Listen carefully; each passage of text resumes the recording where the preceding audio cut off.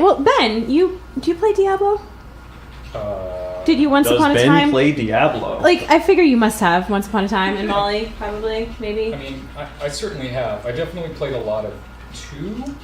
3 was one of those things. I mean, I bought it when it came out because I was excited about it, and then the mess of like their auction house kind of ruined the gameplay rhythm, and then I played a little in season 6, which is fairly recently. Like they started doing seasonal stuff Releases. But I can't say that I am good at it. That's not required for this. Just you've been part of that world, part of that world. Someone's currently playing Diablo 3, and they say a new character class has been announced. So they would like us to come up with the worst character class imaginable to go up against Diablo. I figure like there are enough people in this room, we could come up with something. The worst character class. Okay. To go up So- against. Oh, right, because the Imaginable. necromancer is coming back. Yeah. So, So to speak. well, right, but So there's Neither here nor there's a there. whole level of cows in Diablo. So I think a milk person could be a good starting point Milkman? for a milk delivery person could be a good spot to start with. Yeah. That. I was thinking like an accountant. worst. Yeah, Completely accountant would useless. not be super useful. Let's see. Like a present day Yeah. accountant that's somehow been transported Yeah, exactly. back in time Right. Yep. into the world of See, Diablo. I actually feel like an accountant in a meta sense would be very, very good in Diablo. Because there's a lot of loot, there's a lot of Yeah. gold, and a lot to track. and a lot of math to do. Yeah. You think? Yeah, terrible. Worst for James has a box. James has a box. Do you know what this is? I don't know. I'll come find open it. it? Yeah, open it and let's see. What would, All right.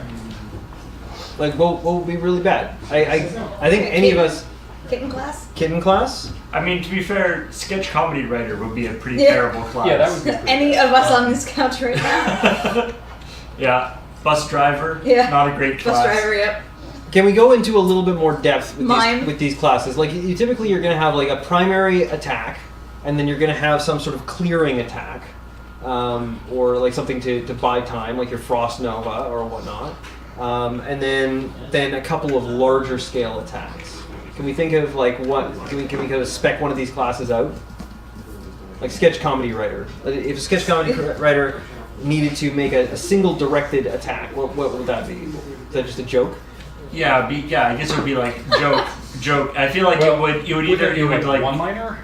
So these could be Yeah. runes on Like the joke one as line. well. Yeah. So it'd be like joke, and it's like a certain % chance of like stunning the creature for a small amount of time.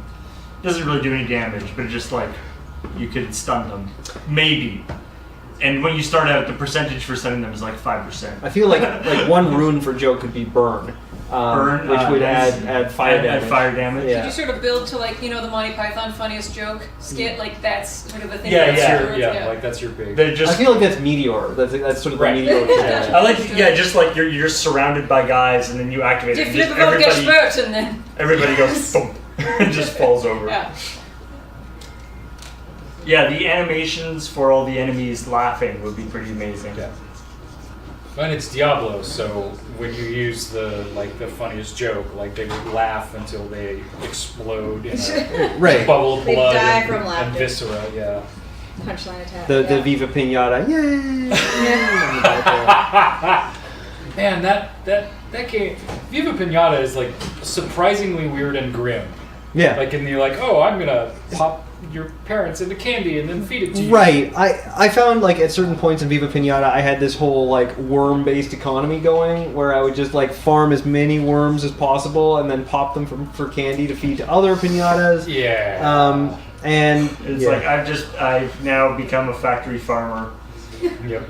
Viva. I don't think I ever played Viva Pinata. Okay, that is a game that is probably worth looking at again. Really? Yeah, It's a good game. that and the sequel, Trouble in Paradise, are and Trouble in Paradise. I don't think anyone played, but those were Was were that also fantastic. pinatas? Yeah, it was the direct sequel. Like they had another. They added another kind of what is it, like a dark, I don't remember what they called it, but yeah, they like added a lot to sort of mix into the gameplay in the second one. Yeah.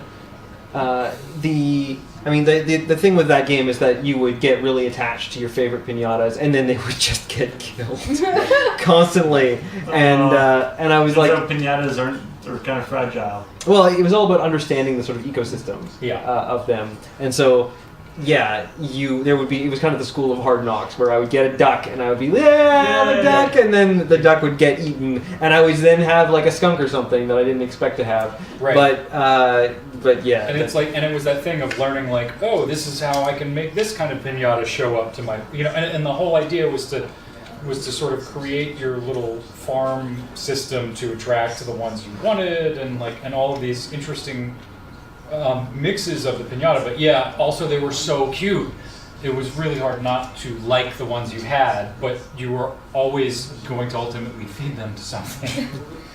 Yeah, that is a little twisted. I never realized that game had significantly more depth Oh, than like it's it was no, it advertised is for having. way more than it was Like, advertised. I for. think, well, because when did it come out? Like, It was in the Like- second year of Xbox 360, I think. It was the same year as Yeah. Gears of War. yeah, because I remember it being like at GameStop when I worked at GameStop, And it was in that like, awful dome-shaped box Yeah. that you couldn't put on a shelf with anything else. and then like. Because I remember it like being really marketed to kids, or like a lot of parents bought it for their kids because Yeah. it was just like this bright, colorful game. Yeah. Yep. And I mean, I guess it probably was still totally suitable for that, but I kind of wrote it off as like, oh, this is probably just like some platformer that is like poorly made, and I never gave it a second glance. Yeah, It's such a shame. in my brain, I was associated it with like Pikmin. Yeah, I mean, it was a Rare game, right? And It seemed Rare's- like it was a Nintendo game. Yeah, and Rare, I think Microsoft was like, okay, this is our kids' studio, but they were working on this game that was super deep and interesting. Yeah. It was like the Power most. of advertising. Yeah. Yeah. I like the idea that maybe it started out as like, a really nasty or like a really like scary like dungeon simulator. And then they're like, hey, we could just reskin this to pinatas. Right. It And kind of candy instead of entrails. yeah, basically like Boom, Dungeon kids Keeper, game. but Yeah. but now we just made it for kids.